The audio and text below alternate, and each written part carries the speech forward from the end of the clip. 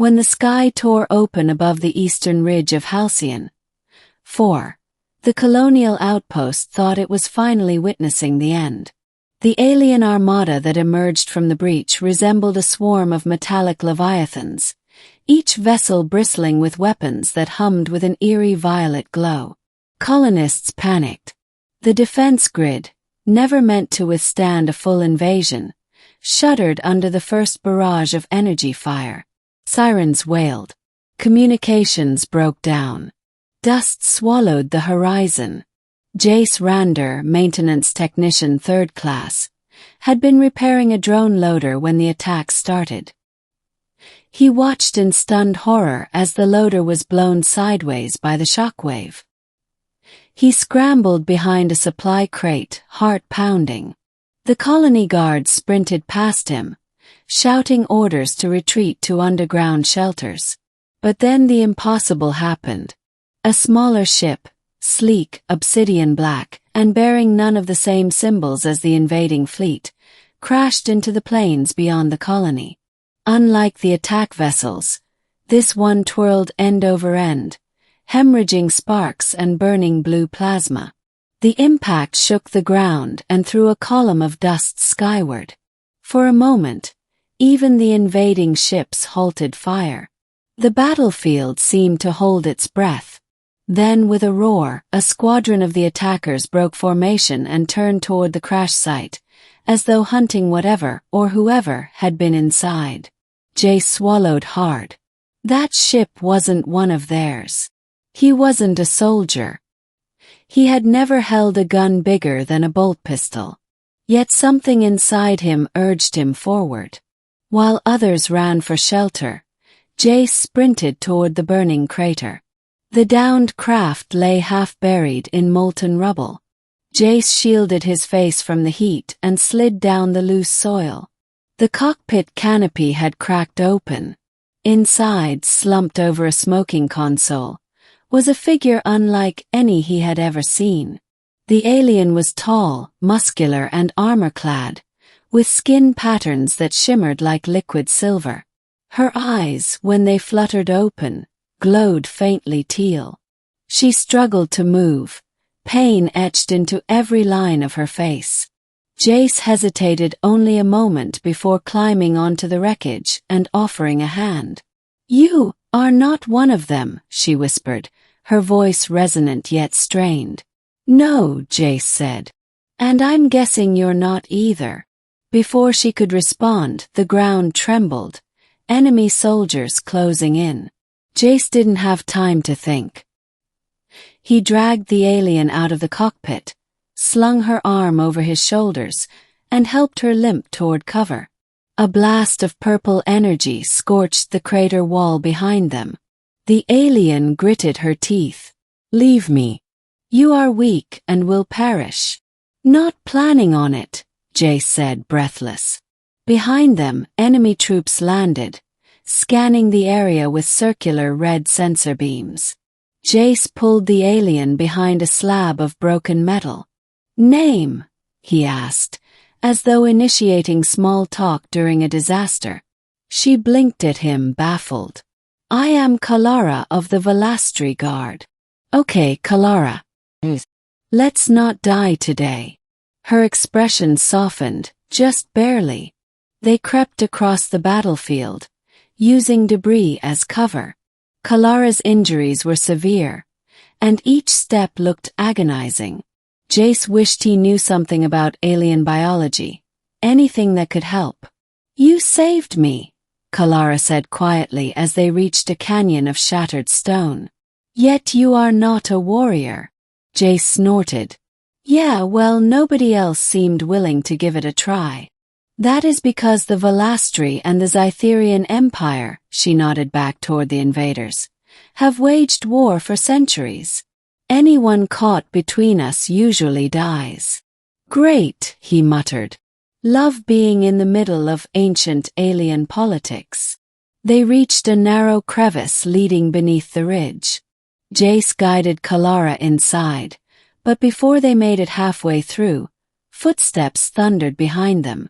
Kalara turned, raising one hand. A pulse of blue energy crackled from her fingertips, striking the nearest pursuer and hurling it into the rocks. Jay stared.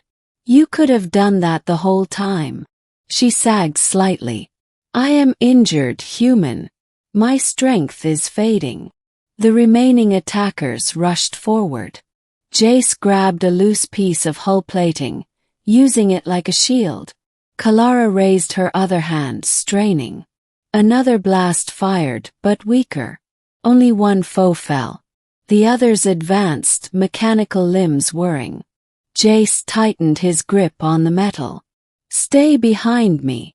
Kalara looked at him with confusion, and something like awe. He braced. The attackers lunged. Jace swung the metal sheet with all his strength, knocking one aside.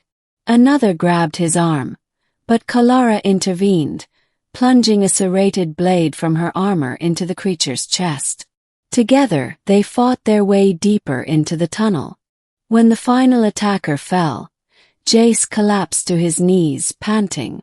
Kalara knelt beside him, placing a glowing palm against his bruised ribs. Warmth spread across his body. You fight with no training, she said, yet with the heart of a warrior. Trust me, he winced. This is not a hobby. Hours passed as they moved through underground caverns toward the outskirts of the colony. Jace found water and helped Kalara drink. She, in turn, taught him basic words in her language, mostly terms related to danger. The silence between them shifted from tense to comfortable. Your people abandoned you, Jace finally said. Kalara's expression darkened. My ship carried intelligence crucial to stopping the Zytherian advance. My squadron was ambushed. They believed I had fallen. Warriors who fall are left. That's cold. It is our way. Well, Jace said, not here. Not today. Her gaze lingered on him. You humans are strange. I'll take that as a compliment. At last they reached the colony's perimeter, but it lay in ruins. Buildings smoldered. Defense turrets sparked uselessly. A few survivors huddled behind the central bunker. Jace clenched his fists. Damn it! Kalara touched his shoulder gently. It is not your fault. The Zytherian do not stop until all resistance is shattered. Then we need to stop them. She nodded. If we reach the colony comm tower, I can transmit a distress signal to my people. My ship carried proof of the Zytherian strategy, something my commanders must see. Jace squared his shoulders. Then let's get to the tower. The tower was guarded by a heavy Zytherian detachment. Jace and Kalara watched from a collapsed balcony. I don't suppose you've regained your energy, Jace whispered. Some, she replied, but not enough. Well, he checked the debris around them. I've got an idea. They coordinated a plan. Jace would draw attention, forcing the soldiers to pursue him through tight corridors where their large frames were clumsy. Kalara would slip past and access the tower terminals. The plan should not have worked, but it did. Jace sprinted into view, shouting insults at the alien soldiers, who, to his surprise, reacted with almost offended urgency. They charged after him, firing wildly. Jace ducked into the ruins, sliding under broken beams and leaping over rubble.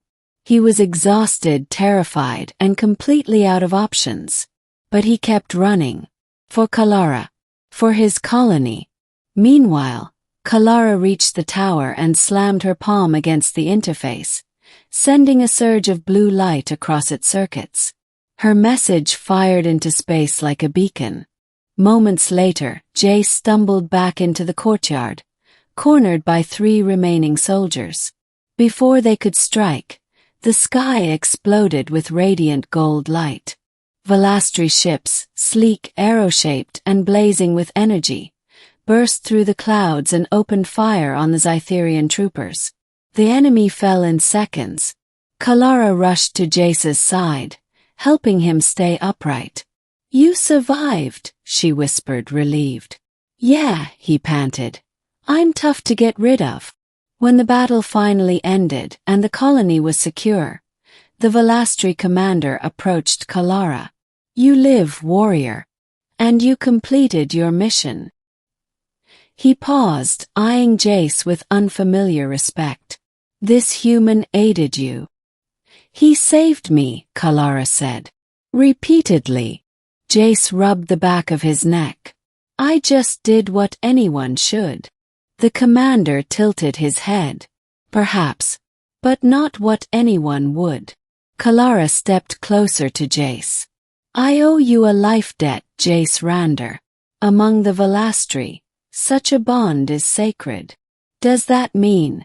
"It means," she interrupted gently, "I will not walk away from the one who refused to walk away from me." Jace smiled, exhausted but proud. The sky, still scarred from war, slowly brightened as the sun crept over the horizon. And standing with Kalara beside him, Jace felt, for the first time, that humanity might have allies far beyond the stars. And that sometimes, the smallest act of courage could change the course of worlds.